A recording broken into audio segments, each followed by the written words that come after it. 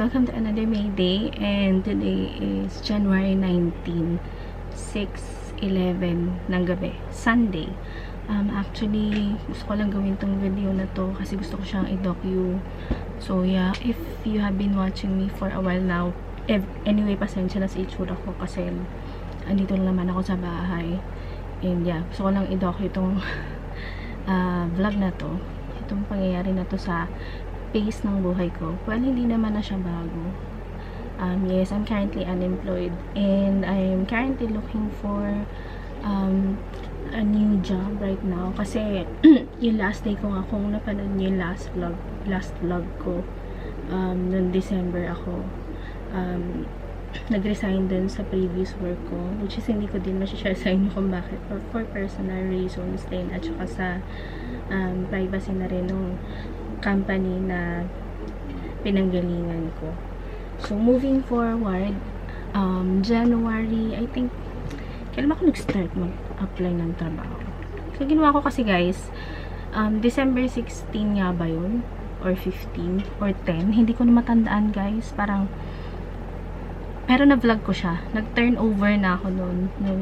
Dun sa vlog ko, nag-turnover na ako nung time na yun. Para maaga na akong, mabilis na akong makaalis. I think mga December 10, basta parang second week ng December, nag-start na ako mag-turnover ng mga trabaho ko dun sa maiiwanan. So, from there, hindi na ako pumasok sa office. Sabi ko, sige, samantalahin ko yung mga remaining days, mga remaining weeks, magpapahinga na lang muna ako kasi I don't think may mga employer na mag-entertain sa akin kasi matatapos yung taon, end of the year, and alam ko lahat ng companies will probably be busy dahil end of the year, may mga hinahabol yan. Usually, ganun naman yung mga companies, diba? Lalo-lalo na sa mga companies na mga may hinahabol na quota. So, hindi muna ako nag-apply. Sabi ko, sige, pahinga muna ako. Kasi every time na lumilipat ako, guys, ng trabaho, parang, okay, last day ko dito ngayon sa current company ko, pero bukas ibang kumpanya na yung papasukan ko. Ganun ako, guys. Wala akong pahinga. As in, I had to remind myself na, okay, bukas ibang kumpanya na yung papasukan ko, ha? Ganun ako. So, dito, medyo natengga lang ako nung nag-pandemic yun. Matagal din yun kasi wala ka talaga ma-applyan. Wala talaga kasi mag-entertain sa'yo dahil pandemic. And wala ka talagang mapapasukan that time. Lahat talaga tigil. Pero ito, iba to. Since tapos naman na tayo sa pandemic, and sabi ko sa sarili ko, sige, magpapahinga na lang muna ako. Samantalahin ko tong remaining weeks ng December. And since wala rin naman mag-entertain sa akin, ipahinga ko na lang muna yung mga natitirang weeks ni December. So, sabi ko, January na ako mag-apply. So, ngayon, January na, nag-start ako mag-apply, I think around January 6 yata. Oo, January 6 ako nag-start mag-apply. Yung buong week na yun, nag-a-apply ako. Sabi ko, kasi iniisip ko yun nga, baka yung mga boss nasa bakasyon pa. Syempre, naka-Christmas holiday. Alam naman natin yan. So, yun, nag-start ako. Hanggang ngayon, nag-a-apply ako. So, may mga tumatawag-tawag na guys. And, meron ako na puntahan na interview na isa. Hindi ko siya thoroughly na vlog. Pero, waiting pa ako guys. Kasi, hindi ko alam kung if ever man matanggap ako dun sa company na, hindi ko alam kung ipupush through ko siya kasi may mga konting conflicts lang. Pero, malaki kasi yung magiging impact niya sa akin. Like, first, kailangan ko mag-provide ng sarili kong laptop, which is, hindi ko siya afford sa ngayon. Kaya kong bumili ng laptop, pero hindi ko siya afford niya using my card. Pero yung inaalala ko kasi, paano ko babayaran yung monthly nun? Tapos, ang liit lang din ang offer nila sa akin. So, parang yun yung naging number 1 turn off ko if ever man matanggap ako dun sa company na yun. Tapos project based daw siya. Well, hindi naman daw sila nawawala ng project. Pero kasi guys, as much as possible kasi gusto ko sana na makahanap na ng company kung saan ako magre-retire. Guys, I'm not getting any younger. 40 na kasi ako guys. And I'm turning 41 this year. Sa May. And yun, naghahanap na ako ng company na kung saan ako magre-retire. Ayoko na magpalipat-lipat. Kasi itong previous company ko, wala kasi akong choice kundi mag-resign. Siguro sabihin ko na lang, retrenchment kasi yung nangyari. Same siya dun sa dati kong company nung pandemic. So yun, hindi ko na lang sasabihin kung bakit nag-retrench. Bahala na kayo mag-isip. So yun, wala kaming choice kundi mag-resign. So yun, yun yung hinahanap kong company ngayon kung saan doon ako magre-retire. Tapos yung stability ng company maganda, at saka yung kahit magkaroon ulit ng epidemya, sumusweldo pa din ako at walang retrenchment na magaganap. Yun nga, nagtatry ako ulit bumalik ngayon sa government, and to tell you guys, hindi siya madali kasi yung dati kong pinagtatrabahuan na government na office, doon ako tumagal ng 6 years ako nagtrabaho doon, and nagtatry akong bumalik ngayon, and ang hirap kasi through agency kasi siya. Pagka hindi ka hindi ka regular, so dadaan ka ng agency, tapos kailangan mo kumuha ng civil service bago ka, alam naman natin sa government, kailangan natin kumuha ng civil service bago tayo ma-regular. So yun, pero kailangan mo muna mag-apply ng posisyon bago ma-regular. So yun ang inaano ko ngayon. Habang inaantay ko din yung sagot doon, nag-apply na rin ako sa iba. So, may interview din ako this coming week, Tuesday, pero virtual lang siya. Dito lang siya sa bahay. Excuse me. Naghahanap-hanap pa din ako kasi 3 pa lang yung tumatawag sa akin. Actually, 4. 5 pala. Yung 2, hindi ko pinuntahan kasi yung isa, Quezon City pala siya naka-base, which is ang medyo confusing kasi yung pinost nila Makati kasi, pero nung nakausap ko yung HR, sa QC pala nila ilalagay. Sabi ko, hindi na lang po ako tutuloy sa interview kasi malayo po ako, taga Binyan pa po ako, and nakita ko yung magiging transpo ko, makakalimang sakay ako guys bago ako makapunta sa opisina nila. Sabi ko, wag na lang po kasi mahirap para sa akin, malayo po kasi siya. So, yung pangalawa naman, hindi ko din siya pinuntahan kasi ang nakapost naman doon sa ano nila, back office siya. Pero nung tumawag sa back office siya, yung offer nila, admin assistant. Pero, ang nangyari nung tumawag sila sa akin, mga call center agent pala yung hinahanap nila guys. And, ayoko na din ng graveyard shift. Ayoko ng graveyard shift. Never ko na-experience mag-graveyard shift. And never ko pa na-experience humawak ng mga BPO accounts. Yung mga terms ng mga call center agent dyan, hindi ako familiar. So, wala akong experience dyan. So, hindi rin ako tumuloy doon. So, yung 3, yung isa na interview na ako, yung pangalawa, mag-i-interview ako sa Tuesday. Tapos, yung isa na tumawag, babalikan din ako this coming week. Kasi nag-initial interview na pala ako sa kanya nung Thursday. So yun, sana through this journey, kaya ako rin siya video, kaya ako rin siya vinlog. Kasi yung mga previous vlogs ko, takot din yung sarili ko nung nagkaroon ako ng work. Sana this time makahanap ulit tayo ng work, and this time sana doon na tayo forever, yung doon na tayo magre-retire. Yun, sana magkaroon tayo ng work bago matapos tong January. Pero sabi ko nga kay Lord ko, ano po yung bigay niya sa akin, sige tatanggapin ko na lang po for the meantime, habang wala pa naman akong work. Pero mag-aantay-antay pa rin ako ng offer from other companies. Excuse me. So yun lang, end ko na lang muna dito guys, and see you soon.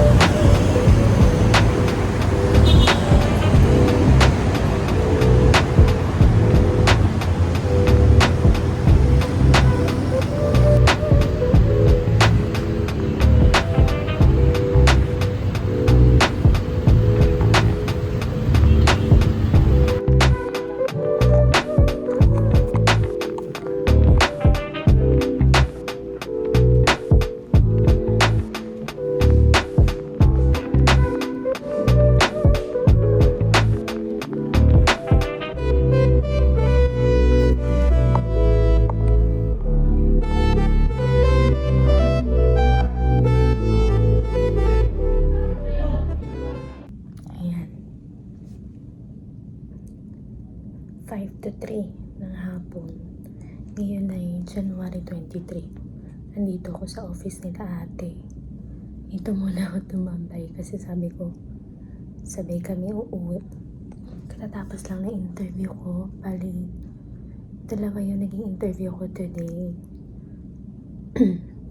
Excuse me. Iba-iba siya ng senaryo. Senaryo ba na tawag? Basta. Pero wala pang tumatanggap sa akin as of today. Pero sana mapunta ako sa magandang company. Meron pa akong interview next week, Monday naman. Titingnan ko din yun kung okay. Pero yung pangalawang interview ko kanina, yung sa Korean,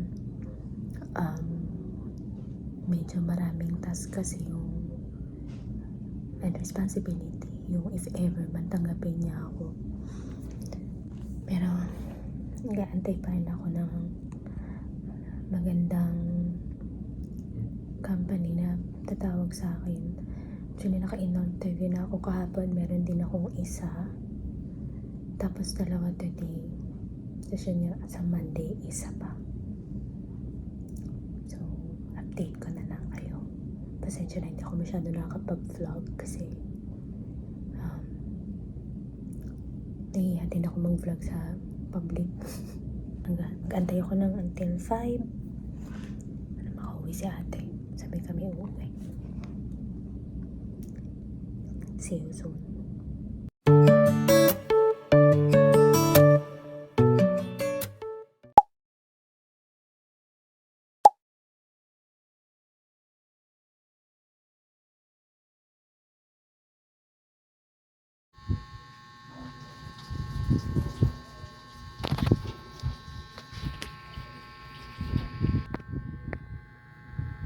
Patuloy mo pa. Tuesday, January 21. Nag-ahit tayo ng interview.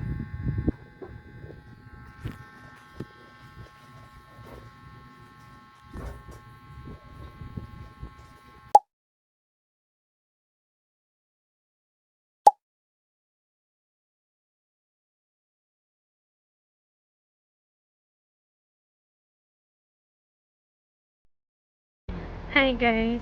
Welcome to another maybe. Yan ang nag-start in.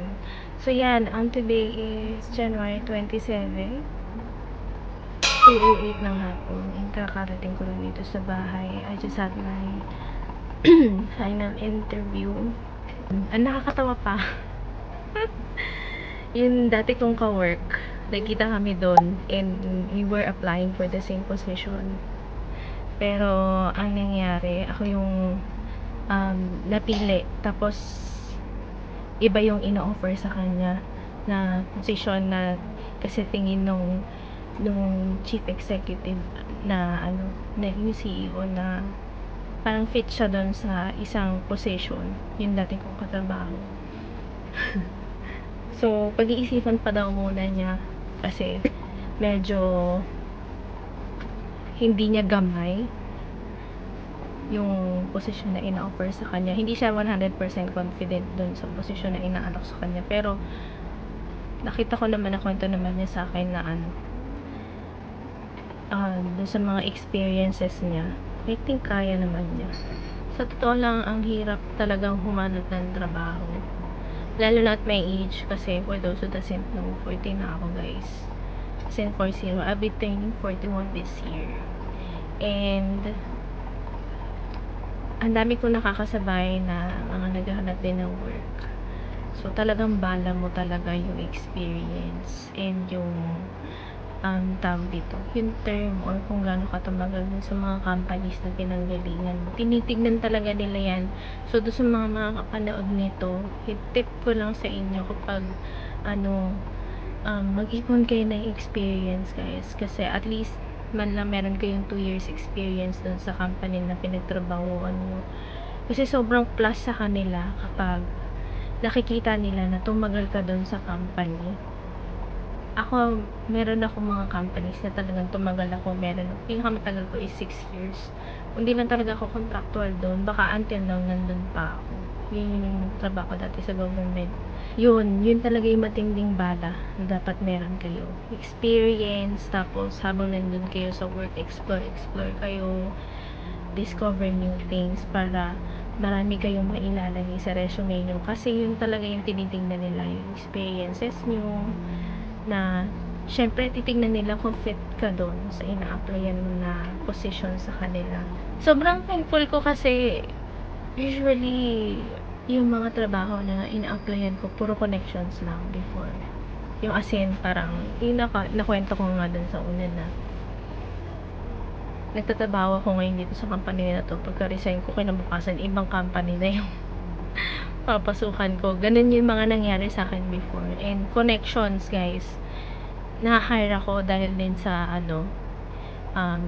ni-refer ako ni ganito, ni ganyan. Tapos, it just so happen na magugustuhan din ako nung nag-hire sa kumpanya. Kasi pasok na pasok din yung abilities ko or yung anong tawag dito, yung skill set ko, kumbaga, dun sa ina-applyan kong trabaho sa kanila. Tapos yun nga, maganda rin na talaga nagkukwento ka din, nagchichika ka rin sa kanila ng mga naging experience mo sa mga previous companies mo. Pero, ito yung huwag na huwag yung gagawin, guys. Yung sisiraan niyo yung company niyo, yung pinanggalingan niyo. Kahit may himutok kayo or sama ng loob dun sa previous company na pinanggalingan niyo, wag na wag niyo yan i-mention during the interview. Kasi mali na tinatanong nila, bakit ka nag-resign? Anong dahilan? Ganyan. Ako, usually sinasabi ko career growth. Sobrang common na yan, career growth. Tapos, yung iba naman dahil na-retrench kasi nga, nag-pandemic, yung mga ganun. Basta, huwag kayong magsasabi ng negative dun sa previous company na pinanggalingan nyo kahit na sobrang sama ng loob nyo or may bad blood kayo dun sa previous company na pinanggalingan nyo. Wag ganun kasi nakaka-turn off sa kanila yun. Kasi parang iisipin nila, ganito pala to, so ibig sabihin baka mag-design to sa amin, sisiraan din pala kami nito sa ibang kumpanya. Yung mga ganun, kasi naiisip nila yan. Ang lagi nyo lang i-mention is yung mga magagandang na experience yun sa company, kung paano kayo nag-grow, tapos ano yung mga natutunan nyo sa mga naging boss nyo. Maganda, puro positive lang yung lagi nyong iiwan ng comment or sasabihin nyo sa kanila. Sila yung magbibigay kong tips. Anyway, update ko na lang kayo ulit kapag siguro nag first day ako. Yeah, hope to see you guys soon. And sobrang thank you kay Lord kasi natanggap ako dito. Pero hindi ko alam kung for some reason bakit hindi ako parang okay, natanggap ako. Ganun lang. Ay nako. Hindi ko alam kung bakit ganito yung nararamdaman ko. Siguro dahil hindi pa siya nagsisink in sa akin. Kasi, ang sabi talaga sa akin ng HR kanina, pabalikan ka namin sa Thursday, ha? Monday kasi ngayon eh. Pabalikan ka namin sa Thursday kung tanggap ka na or hindi. Tapos, dahil yung kilala ko yung isang in-interview, dati kong ka-workmate, inantay ko siya, nagpaantay siya sa akin. Sabi niya, uy, mami, sabay tayo umuwi. Sabi ko, sige, thank you na. Pinantay ko pa matapos siya ma-interview. Nauna kasi ako sa kanya. Tapos, nakita ko ng HR na nandun pa ako. So, tinawag ako ng HR. Sabi niya sa akin, ma'am, I just want to inform you I would like to congratulate you kasi ikaw po yung napili for this position. Talaga mo ba? Talagang nagulat ako kasi in-expect ko Thursday pa nila akong babalikan. Dahil yun yung sabi nila sa akin nung una kanina. Nung nasa loob pa si bakla. Yun. So, ngayon mag-aasikaso ako ng requirements. Pero NBI na lang siguro muna yung kukunin ko bukas.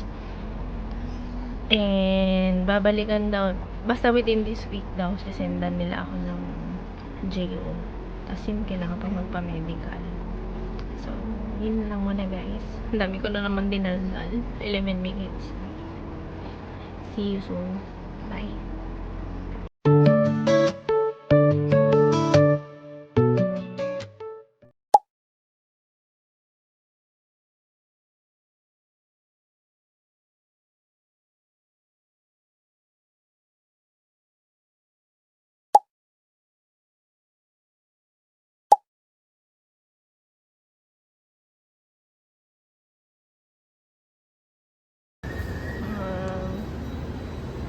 9:22.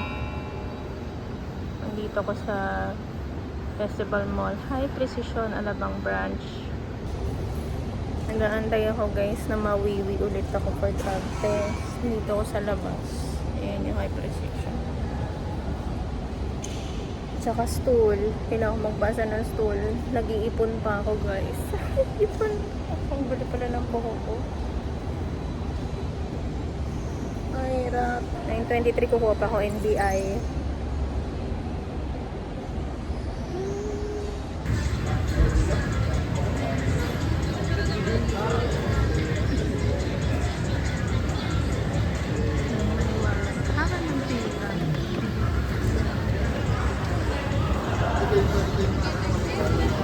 Hi guys. 5:31 ng hapon. Ayan yung huling clip na nakita nyo kanina. Nasa Santa Rosa pa ako nun. Kumukuha ng NBI. And as in, kararating ko lang dito sa bahay. Sobrang traffic dito sa amin. Hindi ko alam kung bakit. Siguro dahil Friday. Hindi ko alam. Pero yeah. So, nagpa-medical ako kanina. Tapos kumuha ko ng NBI. Sobrang nakakapagod yung sa NBI kasi ina-expect ko saglit lang ako doon. Dapat pupunta pa ako Makati ngayon kasi sasamahan ko si ate kunin yung niya sa dentist. May kukunin siya sa dentist today dapat kay Doc Jeff. Kaya lang hindi ko na siya nasamahan kasi nga kulang yung oras. Hanggang 6 PM lang si Doc sa clinic niya. So, mag-unboxing na lang ako. Tapos, guys, pakita ko na din sa inyo itong binili ko sa SM Wednesday. So, bumili ako ng mga damit. Kasi nga wala na akong damit. Yan. Simple na black long sleeves lang siya. Sabi ko ayoko mag long sleeves. Pero nung sinukat ko to, nagustuhan ko siya. Tapos yung mga tela niya, guys, yung bagsak, hindi ko alam kung anong tawag dun, guys. Pero yung mga bagsak, ganun. Yung hindi na masyado kailangan planchahin. Yan. Tapos, sa brand niya, Woman. Magaganda yung damit sa Woman. Medyo pricey nga lang siya. Tapos, wala pa akong ganitong kulay na formal na long sleeve din siya, guys. Ayan, long sleeve din. Pero naka-sale naman siya ng Wednesday. Naku, maluluko. Bumili din ako ng mga slacks na kailangan ko pala itong pabawasan.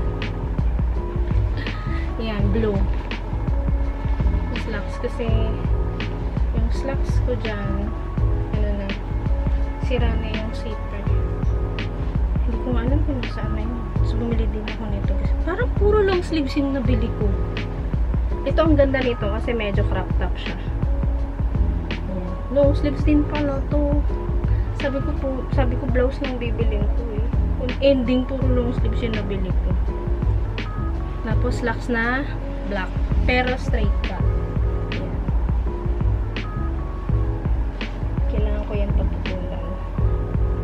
Tapos parang ito lang yung blouse na nabili ko. White. Plain white. Pero knitted. Knitted siya. Pag nakaputi ka. Nagko-color analysis nga kami doon ni Sandra sa atin. Sa SM. Tapos ito, ayan. Wala akong ganitong kulay na pants. Brown or tan. Hindi siya masyadong kita sa camera guys. Pero tan yung color niyan. Tapos straight cut din. Ito yung tama sa akin na length. Hindi ko na to kailangan paputulan. Siguro dito ko na lang ipapattern yung iba.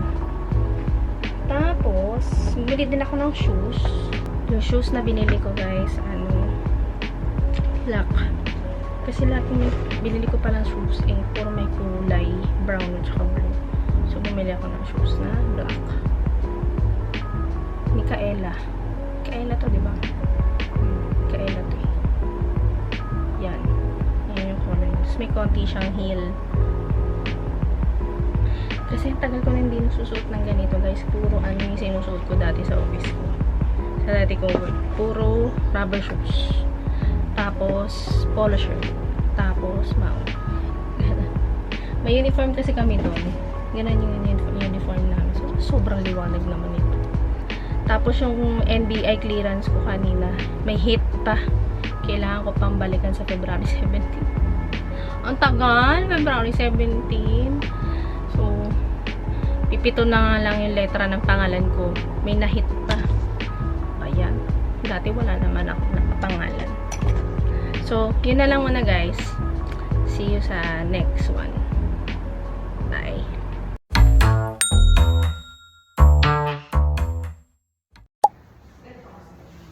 Yan ang naguro mo na 0G0 Hindi.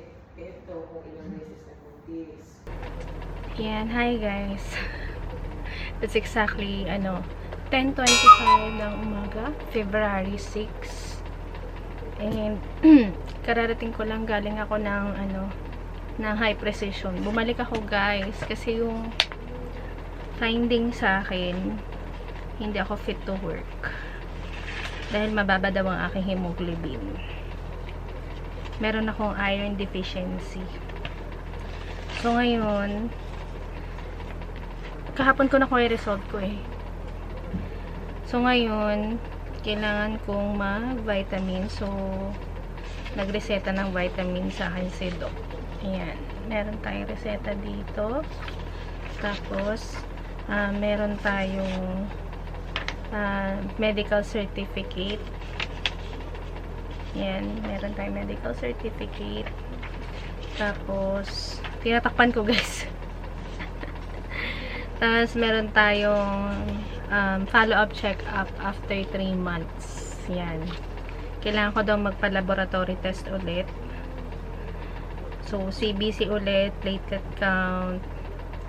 Tapos, TIBC, serum iron, TSH, FT4. Tapos, ano tong isa? Hindi ko maintindihan itong isa. Hindi ko maintindihan yung sulat ni Doc. So, anemia. Pero, okay na ako kasi fit to work naman na ako. Uy, tingnan mo. Bakit ganun? Army ba si Doc? Hala, guys. Nakita ako sa niya. May nakita ako sa niya. Teka, tatakpan ko yung pangalan ko, guys, ha. Guys. Ewan ko kung yan, yung flower na to. Sa album yan ng BTS. Sa album to ng BTS, guys. Love Yourself. Ay, Love Yourself nga ba to? Hala, nakakatuwa naman. Love Yourself ba to? Love Yourself, Dear Her. Tatlo kasi yan eh. Ni-research ko talaga to. Kasi wala akong album dito guys ng BTS. Album cover. Tingnan natin ha. Ito. Her. Her yan. Ayan guys. Pakita ko sa inyo. Yan yun guys. Love Yourself, Her. Hala, Army si Duke. Nakakatuwa naman. Natuwa ako dun, guys. Hindi ko to napansin kanina. Kasi, nung pagkabigay niya sa akin, ay, lahat ng papel niya meron. Pati yung medical cert meron, oh. Natakpan ko na lang yung pangalan ko, guys, ha. Pati yung med cert ko meron. Ay, hindi niya makita. Teka, hindi siya nagpo-focus. Ayan. Ayan, oh. Hala siya. Pati itong, laboratory test, meron din. Teka. Hirap kasi ito mag-focus. Ayun, oh. Meron din siya. Hala, Army si Duke. Nakakatuwa naman. Ang cute lang. Natuwa ako dun. But anyway, papadala ko na to guys sa sa HR para mabigyan na nila ako ng start date. So, yun na lang muna guys. Babay muna kasi i-ano ko to, picturean ko, tapos i-email ko sa HR. So, see you na lang next next update, yeah, dito sa aking job hunting journey. May have a great day ahead. Bye-bye!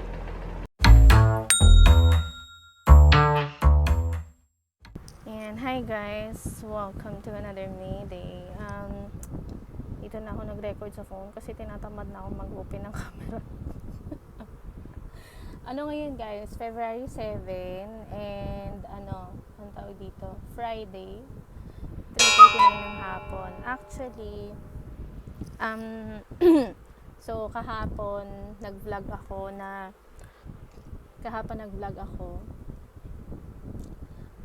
Bumalik ako sa high precision kahapon. Kasi ngayon nagka-problema ako sa hemoglobin ko. So nagpa-clearance pa ako dun sa internal medicine nila Erica. And yun, nabigyan ako ng clearance. Tapos, pinadala ko na lahat ng medical results ko kay HR. So ngayon, naka-receive ako ng text from her na magsa-start na daw ako next week, Wednesday. Magsa-start na ako ng February 12 next week. Yun, in-update ko lang talaga kayo guys kung ano yung update natin today. And kinakabahan ako na excited. I think orientation lang muna yung mangyayari sa first day ko.